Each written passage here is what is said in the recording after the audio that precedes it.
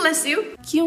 क्यों स्नीज करने के बाद हम सामने वाले को बोलते हैं God bless you. इसके एक्चुअली 2 रीजंस हैं। पहला कि पुराने समय में ये माना जाता था कि जब भी कोई इंसान स्नीज कर रहा है तो वो सिर्फ एक स्नीज नहीं है बल्कि उसकी आत्मा उसके शरीर से निकलना चाहती है। डेविल्स इस आत्मा को अपने साथ ना ले जाए इसलिए लोग गॉड ब्लेस यू बोला करते थे। And the second reason is black plague के टाइम पे बीमारी का पहला सिम्टम था।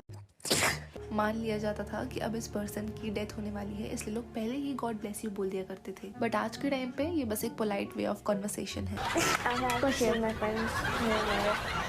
God bless you.